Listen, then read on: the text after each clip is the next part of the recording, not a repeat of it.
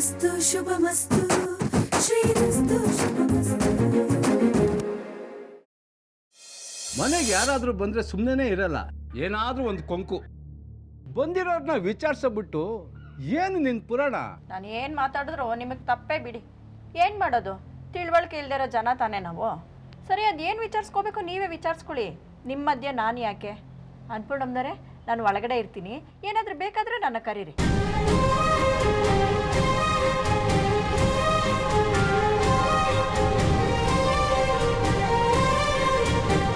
ದಯವಿಟ್ಟು ಕ್ಷಮಿಸಿ ತಾಯಿ. ಅವಳು ಯಾವತ್ತೂ ಬದಲಾಗಲ್ಲ.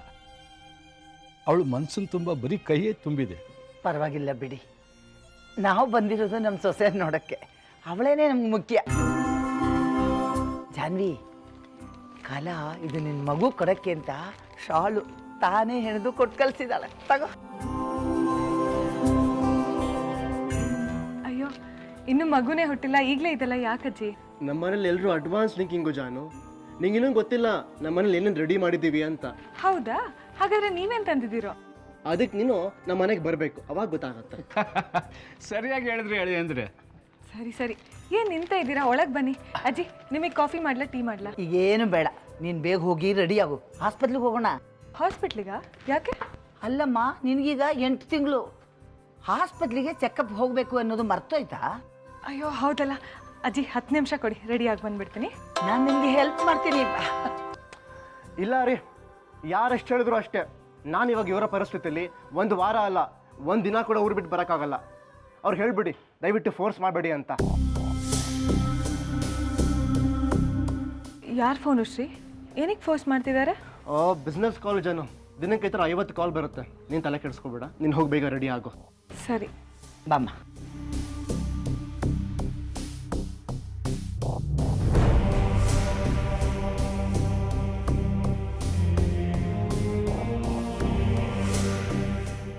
ಅಳಿ ಅಂದರೆ ನನ್ನ ಮಗಳಿಗೆ ತೊಂದರೆ ಕೊಡ್ತಾ ಇದ್ದಾರಲ್ಲ, ಅವ್ರು ಯಾರು ಅಂತ ಗೊತ್ತಾಯ್ತಾ? ಇನ್ನೂ ಗೊತ್ತಾಗಿಲ್ಲ ಮಾವ.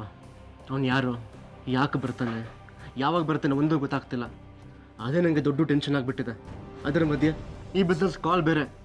ನನಗೇನು ಮಾಡಬೇಕು ಒಂದೂ ಗೊತ್ತಾಗ್ತಿಲ್ಲ.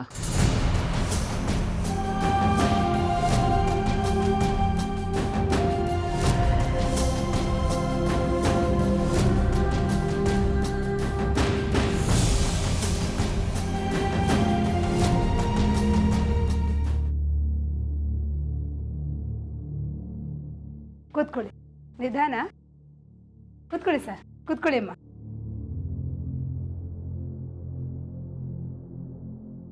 ಡಾಕ್ಟ್ರೇ, ತಾಯಿ ಮಗು ಆರೋಗ್ಯ ಹೇಗಿದೆ? ತಾಯಿ ಮತ್ತು ಮಗು ಇಬ್ಬರು ಆರೋಗ್ಯವಾಗಿದ್ದಾರೆ. ಮೊದಲಿನಿಂದ ಇಲ್ಲಿವರೆಗೂ ನಾನು ಏನು ಸಜೆಷನ್ಸ್ ಕೊಟ್ಟಿದ್ನೋ ಅದನ್ನೆಲ್ಲ ನೀವು ಕರೆಕ್ಟಾಗಿ ಫಾಲೋ ಮಾಡಿದ್ದೀರಾ. ಏನೂ ತೊಂದರೆ ಇಲ್ಲ. Very good Jahnavi. ಇದುವರೆಗೂ ಆರೋಗ್ಯನ ಯಾವ ರೀತಿ ಮೇಂಟೈನ್ ಮಾಡ್ಕೊಂಡು ಬಂದರು, ಇದೇ ರೀತಿ ಇನ್ನು ಮುಂದೇನೂ ಆರೋಗ್ಯನ ಚೆನ್ನಾಗಿ ಮೇಂಟೈನ್ ಮಾಡ್ಕೊಂಡು ಬರಬೇಕು. ಯಾಕೆಂದರೆ ಡೆಲಿವರಿ ಹತ್ತಿರ ಬರ್ತಾ ಇದೆ. ಡಾಕ್ಟ್ರೇ, ಡೆಲಿವರಿ ಯಾವಾಗ ಆಗ್ಬೋದು?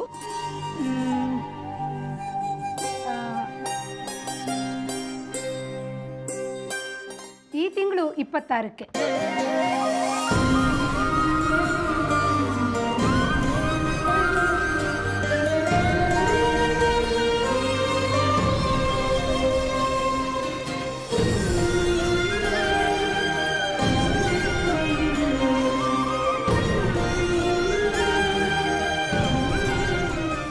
ಅಲ್ಲಿವರೆಗೂ ಆರೋಗ್ಯನ ಚೆನ್ನಾಗಿ ಕಾಪಾಡಬೇಕು. ಹಾಂ, ಖಂಡಿತ ಡಾಕ್ಟ್ರೇ.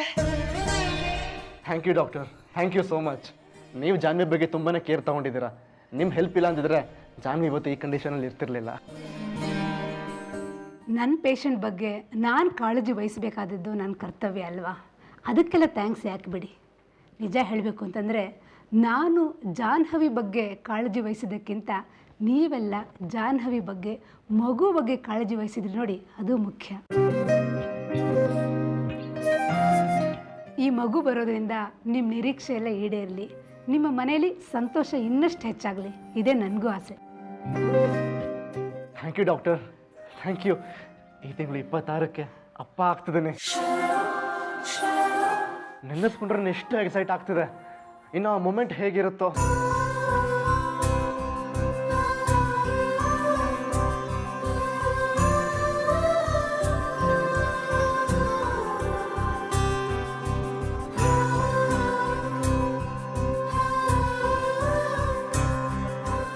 ರೀ ಶ್ರೀನಿದೇವ್ರೆ, ಇವತ್ತೇ ನಿಮ್ಮ ಖುಷಿನೆಲ್ಲ ಖಾಲಿ ಮಾಡಿಬಿಡ್ಬೇಡ್ರಿ. ಮಗು ಹುಟ್ಟಿದ ಮೇಲೆ ಎಕ್ಸ್ಪ್ರೆಸ್ ಮಾಡೋಕ್ಕೆ ಸ್ವಲ್ಪ ಬಾಕಿ ಉಳಿಸ್ಕೊಳ್ಳಿ.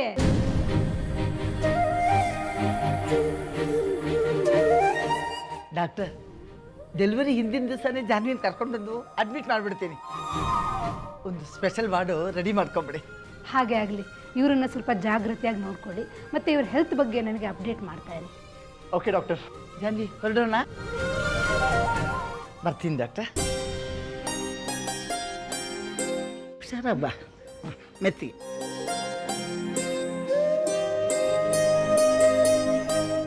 ಅಡಿ ಅಂದರೆ ಯಾಕೆ ಇಷ್ಟೊಂದು ಲೇಟು? ಜಾನ್ವಿಗೆ ಏನಂದ್ರು?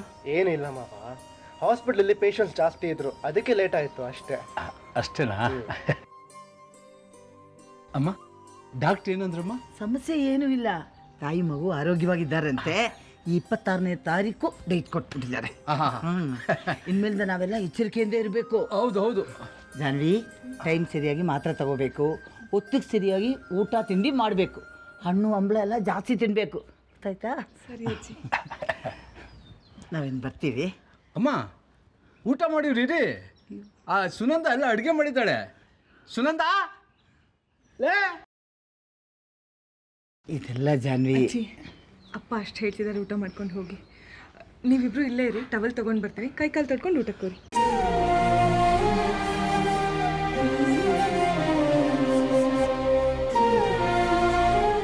ಶ್ರೀ ಶ್ರೀ, ಕೈ ತೊಳಿವಾಗ ಫೋನ್ ಬಿದ್ದರೆ ಕಷ್ಟ. Phone watch ಬಿಚ್ಚಿಕೊಡು.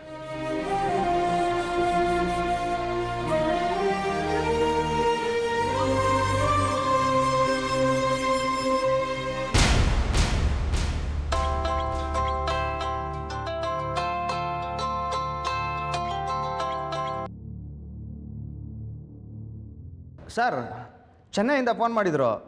ನಾವೆಷ್ಟು ಹೇಳಿದ್ರು ಅವ್ರು ಕನ್ವಿನ್ಸ್ ಆಗ್ತಾಯಿಲ್ಲ ಸರ್. ಒಂದೇ ಒಂದು ಸಲ ಕಾನ್ಫರೆನ್ಸ್ ಅಟೆಂಡ್ ಮಾಡಿ ಅಂತ ಹೇಳ್ತಾ ಇದ್ದಾರೆ.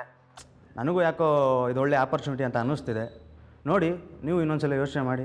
ನಾನು ಜಾನ್ವಿ ಮಾತಾಡ್ತಿರೋದು. ಸಾರಿ ಮೇಡಮ್, ನಾನು ಶ್ರೀ ಸರ್ ಅಂತ ಅಂದ್ಕೊಂಡು ಮಾತಾಡ್ಬಿಟ್ಟೆ. ಹೇಗಿದ್ದೀರಾ ಮೇಡಮ್ ನೀವು? ನಾನು ಚೆನ್ನಾಗಿದ್ದೀನಿ. ಅದೇನೋ ಕಾನ್ಫರೆನ್ಸ್ ಅಂತ ಹೇಳ್ತಿದ್ರಿ. ಹಾಂ ಮೇಡಮ್, ಅದು ಯಾವುದೋ ಬಿಸ್ನೆಸ್ ಮೀಟಿಂಗು ಮೇಡಮ್. ನಾನು ಸಾರ್ ಹತ್ರನೇ ಮಾತಾಡ್ತೀನಿ ಮೇಡಮ್. ಯಾಕೆ? ನನ್ನ ಹತ್ರ ಹೇಳಂಥದ್ದಲ್ವಾ? ಆಗಲ್ಲ. ಮತ್ತೆ ಹೇಳಿ. ಹೇಳೋದಕ್ಕೇನೋ ಪ್ರಾಬ್ಲಮ್ ಇಲ್ಲ ಮೇಡಮ್, ಆದರೆ ವಿಷಯ ನಿಮ್ಮವರೆಗೂ ಬರಬಾರ್ದು ಅಂತ ಶ್ರೀ ಸರ್ ಹೇಳಿದ್ದಾರೆ. ಮೊದಲು ಪೂರ್ತಿ ವಿಷಯ ಹೇಳಿ. ಆ ವಿಷಯನ ಬಿಡಬೇಕೋ ಬೇಡವೋ ಅನ್ನೋದು ನಾನು ನಿರ್ಧಾರ ಮಾಡ್ತೀನಿ. ಅದು ಆಗಲ್ಲ. ಹೇಳಿದ್ರೆ ಸಾರ್ ಬೇಜಾರು ಮಾಡ್ಕೊತಾರೆ. ನಿಮಗೆ ನಾನು ಶ್ರೀ ಒಂದೇ ಅನ್ನೋ ಭಾವನೆ ಇದ್ದರೆ ಹೇಳಿ. ಇಲ್ಲ ನಾನು ಶ್ರೀ ಬೇರೆ ಬೇರೆ ಅಂತ ಅನ್ಸೋದಿದ್ರೆ ನಿಮ್ಮ ಸೀಕ್ರೆಟ್ ನಿಮ್ಮ ಹತ್ರನೇ ಇರಲಿ. ಏನು ಮಾಡ್ತೀರಾ?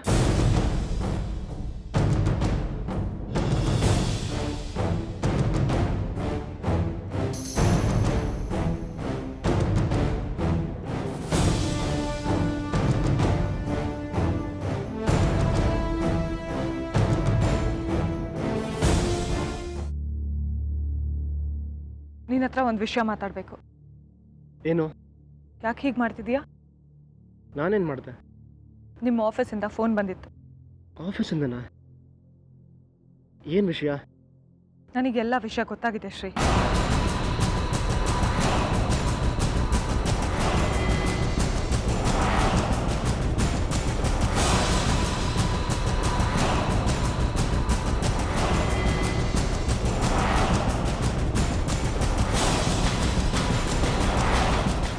ನಮ್ಮ ಕಂಪ್ನಿನ ಬೆಳ್ಸೋಕ್ಕೆ ಎಷ್ಟು ಒಳ್ಳೆ ಅಪಾರ್ಚುನಿಟಿ ಇದು.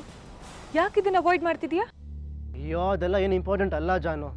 ನನ್ನ ಕಂಪ್ನಿ ಇವಾಗ ಚೆನ್ನಾಗಿ ನಡೀತಿದೆಯಲ್ಲ, ನೀನು ಅದ್ರ ಬಗ್ಗೆ ತಲೆ ಕೆಡಿಸ್ಕೋಬೇಡ. ಸುಳ್ಳು ಹೇಳಿ ನಮ್ಸಕ್ಕೆ ಟ್ರೈ ಮಾಡಬೇಡ ಶ್ರೀ. ಅದು ಇಂಟರ್ನ್ಯಾಷನಲ್ ಗ್ರೂಪ್ ಆಫ್ ಕಂಪ್ನೀಸ್. ಅದ್ರ ಬಗ್ಗೆ ನಾನು ಕೇಳಿದ್ದೀನಿ. ಅವರೇ ಬಂದು ಕಾಂಟ್ರಾಕ್ಟ್ ಆಫರ್ ಮಾಡುವಾಗ ನೀನು ಯಾಕೆ ಅದನ್ನು ಅವಾಯ್ಡ್ ಮಾಡ್ತಿದ್ಯಾ? ಆ ಕಾಂಟ್ರಾಕ್ಟ್ನ ನಾವು ಅಕ್ಸೆಪ್ಟ್ ಮಾಡಿದ್ರೆ ಇನ್ನೂ 5 ವರ್ಷ ಪ್ರತಿ ತಿಂಗಳು ಲಕ್ಷಾಂತರ ರೂಪಾಯಿ ಪ್ರಾಫಿಟ್ ಬರುತ್ತೆ. ಅದನ್ನು ಗೊತ್ತಿದ್ದು ನೀನು ಹೋಗೋಕ್ಕೆ ಯಾಕೆ ಅವಾಯ್ಡ್ ಮಾಡ್ತಿದ್ಯಾ?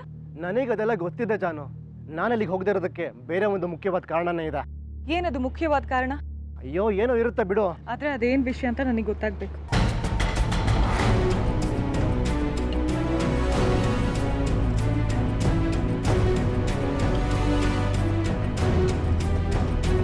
ಜಾನ್ವಿ,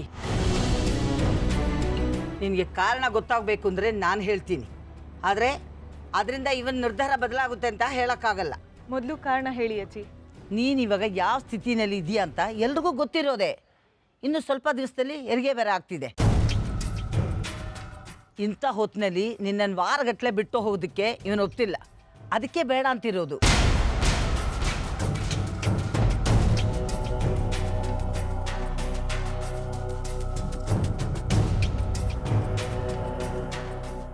ಇಷ್ಟು ಚಿಕ್ಕ ಕಾರಣಕ್ಕೆ ಅಷ್ಟು ದೊಡ್ಡ ಬಿಸ್ನೆಸ್ ಆಫರ್ನ ರಿಜೆಕ್ಟ್ ಮಾಡ್ತಿದ್ಯಲ್ಲ ಶ್ರೀ. ಇದು ಚಿಕ್ಕ ಕಾರಣ ಅಲ್ಲ ಜಾನು. ನನಗೆ ಬಿಸ್ನೆಸ್ಗಿಂತ ನೀನು ಮತ್ತೆ ಮಗು ಮುಖ್ಯ. ಇದು ಹೋದ್ರೆ ಇನ್ನೊಂದು ಕಾಂಟ್ರಾಕ್ಟ್ ಸಿಗುತ್ತೆ. ಬಟ್ ನೀನು ಮತ್ತೆ ಮಗು ನಮ್ಮನ್ನ ಶಾಶ್ವತವಾಗಿ ಕಳ್ಕೊಂಡು ನೀನು ಬಿಸ್ನೆಸ್ ಮಾಡು ಅಂತ ನಾನು ಹೇಳ್ತಿಲ್ಲ ಶ್ರೀ. ಚೆನ್ನೈಗೆ ಹೋಗೋದ್ರಿಂದ ಇಲ್ಲಿ ಯಾವ ಅನಾಹುತನೂ ಆಗಲ್ಲ. ಡೆಲಿವರಿ ಡೇಟಿಗೆ ಇನ್ನೂ ತುಂಬ ಟೈಮ್ ಇದೆ.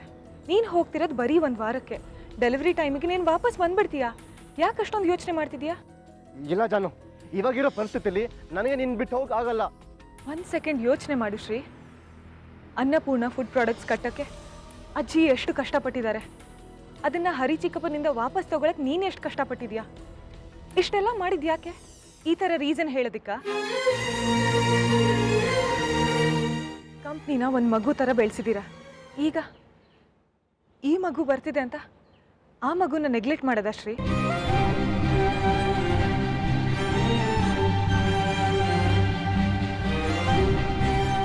ಎರಡು ವಿಷಯ ಜ್ಞಾಪಕ ಇಟ್ಕೋ ಶ್ರೀ. ಒಂದು, ನಂಬರ್ 1 ಪೊಸಿಷನಲ್ಲಿದ್ದ ನಮ್ಮ ಕಂಪ್ನಿನ ಲಿಸ್ಟಲ್ಲೇ ಇಲ್ಲದೆ ಇರೋ ಥರ ಹರಿ ಚಿಕ್ಕಪ್ಪ ಮಾಡಿದರು. ಅದನ್ನು ಮತ್ತೆ ನಂಬರ್ 1 ಪೊಸಿಷನಲ್ಲಿ ತರೋದಕ್ಕೆ ಒಳ್ಳೆ ಚಾನ್ಸ್ ಇದು.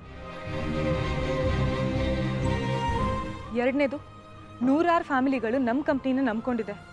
ಅವ್ರ ಜವಾಬ್ದಾರಿನೂ ನಮ್ಮ ಮೇಲೆ ಇದೆ ಶ್ರೀ. ಬರೀ ನನ್ನ ಹೆಂಡತಿ ಮಗು ಚೆನ್ನಾಗಿರಬೇಕು ಅಂತ ಯೋಚನೆ ಮಾಡೋದು ಸ್ವಾರ್ಥ ಆಗುತ್ತೆ. ಅವ್ರ ಜೀವನ ಹಾಳು ಮಾಡಿದ ಪಾಪ ಸುತ್ಕೊಳ್ಳುತ್ತೆ. ನನ್ನ ಶ್ರೀಗೆ ಆ ಥರ ಆಪಾದನೆ ಬರಬಾರ್ದು.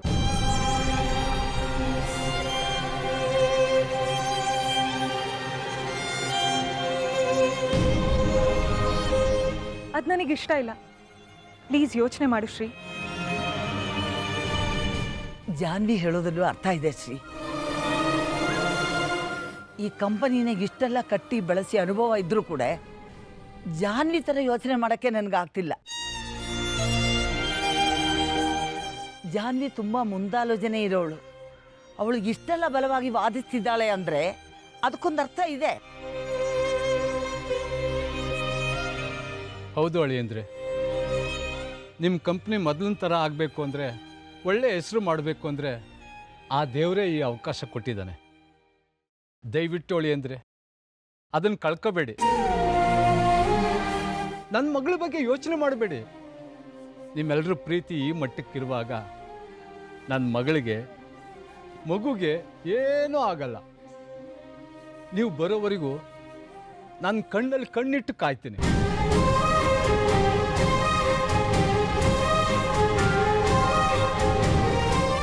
ಆಯಿತು, ಹೋಗ್ತೇನೆ.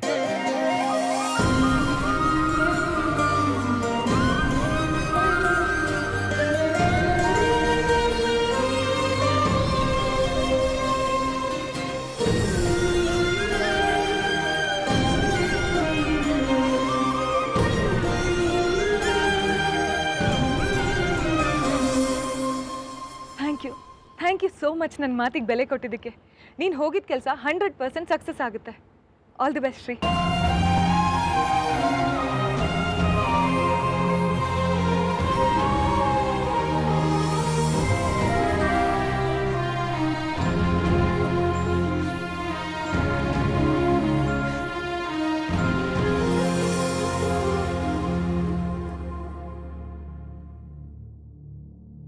ಜಾನು, ಪ್ರತಿ ಸಲನೂ ನಿನ್ನ ಹಠನೇ ಗೆಲ್ತಾ ಇದೆ.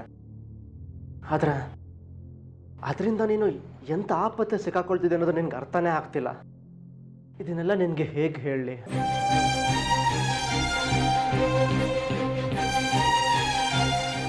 ಶ್ರೀ, ನಾಳೆ ಬೆಳಗ್ಗೆ ಹೊರಡಬೇಕಲ್ವಾ?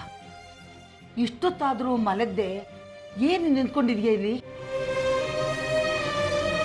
ಅಜಯ್, ಜಾನು ಎಂಥ ರಿಸ್ಕಲ್ಲಿದ್ದಾಳೆ ಅಂತ ನಿಮಗೆ ಚೆನ್ನಾಗಿ ಗೊತ್ತು. ಇಂಥ ಟೈಮಲ್ಲಿ ಅವಳನ್ನ ಒಂಟಿ ಮಾಡಿ ಹೇಗಜ್ಜಿ ಹೋಗೋದು ನಾನಿಲ್ಲಿ ಇತ್ಕೊಂಡೆ ಅವಳಿಗೆ ಪ್ರತಿ ಕ್ಷಣ ಎಲ್ಲಿ ಏನಾಗ್ಬಿಡ್ತು ಅನ್ನೋ ಟೆನ್ಷನಲ್ಲಿ ಒದ್ದಾಡ್ತಿರ್ತೀನಿ. ಇಂಥ ಟೈಮಲ್ಲಿ ನಾನು ಹೇಗಜ್ಜಿ ಒಂದು ವಾರ ಹೋಗಿರಲಿ? ಅವಳಿಗೆ ಇರೋ ವಿಷಯನ ಹೇಳೋಕ್ಕೂ ಆಗ್ತಿಲ್ಲ. ಈಗ ಅವಳಿಗೆ ಹೇಳಿದ್ರು ಕಷ್ಟ, ಹೇಳ್ದೋದ್ರೂ ಕಷ್ಟ, ಆ ಥರ ಆಗಿದೆ. ಅವಳು ನೋಡಿದ್ರೆ ನಾನು ಹೋಗಲೇಬೇಕು ಅಂತ ಹಠ ಹಿಡಿದು ಕೂತಿದ್ದಾಳೆ. ನೀವು ಅವಳಿಗೆ ಸಪೋರ್ಟ್ ಮಾಡ್ತೀರಾ? ಅವಳು ಹೇಳೋದಕ್ಕೂ ಒಂದು ಕಾರಣ ಇದೆ ಅಲ್ವಾ? ಹರಿ ನಮಗೆಲ್ಲ ಮೋಸ ಮಾಡಿ ನಾವು ಬೀದಿ ಪಾಲು ಆದಾಗಿನಿಂದ ನಮ್ಮ ಕಂಪನಿ ಮತ್ತೆ ನಮಗೆ ಸೇರೋವರೆಗೂ ನಾವು ಎಷ್ಟು ಕಷ್ಟಪಟ್ಟಿದ್ದೀವಿ ಅಂತ ಅವಳು ನಮ್ಮ ಜೊತೆಗೆ ಇದ್ಕೊಂಡೇ ನೋಡಿದ್ದಾಳೆ. ಈಗ ನಮ್ಮ ಕಂಪ್ನಿನ ಮೇಲೆ ತಗೊಂಡು ಹೋಗೋಕ್ಕೆ ಒಂದು ಒಳ್ಳೆ ಅವಕಾಶ ಸಿಕ್ಕಿದೆ. ಇಂಥ ಟೈಮ್ನಲ್ಲಿ ನಾವು ಹಿಂದೆ ತಾಕಿದರೆ ಮತ್ತೆ ಇಂಥ ಅವಕಾಶ ಸಿಗುತ್ತೋ ಇಲ್ವೋ ಅಂತ ಚಿಂತೆ ಅವಳದು. ಜೊತೆಗೆ ನೀನಿನ್ನೂ ಮೇಲಕ್ಕೆ ಬೆಳಿಬೇಕು, 4 ಜನರಿಗೆ ಆದರ್ಶವಾಗಿರಬೇಕು ಅಂತ ಅವಳು ಯಾವಾಗಲೂ ದೇವ್ರ ಹತ್ರ ಬೇಡ್ಕೊಳ್ತಿರ್ತಾಳೆ. ಅಂಥದ್ರಲ್ಲಿ ಅವಳು ಈ ಹಠ ಮಾಡೋದ್ರಲ್ಲಿ ತಪ್ಪೇನಿಲ್ವಲ್ಲ? ಅಜಯ್, ಅವಳ ಉದ್ದೇಶ ಒಳ್ಳೇದೇ ಇರ್ಬೋದು, ಆದರೆ ಇವಾಗಿನ ಪರಿಸ್ಥಿತಿ ಚೆನ್ನಾಗಿಲ್ವಲ್ಲ. ನಿನ್ನ ಸಂಕಟ ಏನು ಅಂತ ನನಗೆ ಚೆನ್ನಾಗಿ ಗೊತ್ತು. ನೀನು ಇಷ್ಟೆಲ್ಲ ಭಯಪಡೋ ಅವಶ್ಯಕತೆಯೇ ಇಲ್ಲ. ಇಲ್ಲಿ ನಾವೆಲ್ಲ ಇದ್ದೀವಿ. ಅದೂ ಅಲ್ಲದೆ ಅಲ್ಲಿ ಅವಳಿಗೆ ಅವರ ಅಪ್ಪ, ಅವ್ರ ತಮ್ಮ, ಜೊತೆಗೆ ಪೊಲೀಸ್ ರಕ್ಷಣೆ ಬೇರೆ ಇದೆ. ನೀನು ಧೈರ್ಯವಾಗಿ ಹೋಗ್ಬಿಟ್ಟು ಬಾ. ನಿನ್ನಷ್ಟೇ ಕಷ್ಟ ಅವಳಿಗೂ ಆಗ್ತಿದೆ. ಅಂಥದ್ರಲ್ಲಿ ಇಷ್ಟು ಬಲವಂತ ಮಾಡಿ ನಿನ್ನನ್ನು ಅವಳು ಕಳಿಸ್ತಿದ್ದಾಳೆ ಅಂದರೆ ಅದಕ್ಕೆ ಬಲವಾದ ಕಾರಣ ಇದೆಯಲ್ಲ. ಅವಳ ನಿರ್ಧಾರಗಳಿಂದ ನಮಗೆ ಯಾವಾಗಲೂ ಒಳ್ಳೆಯದೇ ಆಗಿದೆ, ಈಗಲೂ ಒಳ್ಳೆಯದೇ ಆಗುತ್ತೆ. ನೀನು ಆರಾಮಾಗಿ ಹೋಗ್ಬಿಟ್ಟು ಬಾ. ಆಯ್ತಜ್ಜಿ, ನೀವೆಲ್ಲ ಇಷ್ಟು ಧೈರ್ಯ ಕೊಟ್ಟ ಮೇಲೆ ನಾನು ಹೋಗಿ ಬರ್ತೀನಿ. ಆದರೆ ಇಲ್ಲಿ ಹುಷಾರು. ನಾಳೆ ಬೆಳಗ್ಗೆ ಹೊರಡಬೇಕಲ್ಲ, ಬೇಗ ಮಲ್ಕೋ. ಅಲ್ಲಿ ಲಲಿತಾ, ಮಾಲತಿಯವರೆಲ್ಲ ತಿಂಡಿ ಪ್ಯಾಕ್ ಮಾಡ್ತಾ ಇದ್ದಾರೆ, ನನ್ನನ್ನು ಕರೀತಾ ಇದ್ದಾರೆ. ನಾನು ಅಲ್ಲಿಗೆ ಹೋಗ್ತೀನಿ. ಗುಡ್ ನೈಟ್ ಅಜ್ಜಿ. ಗುಡ್ ನೈಟ್, ಮಲ್ಕೋ.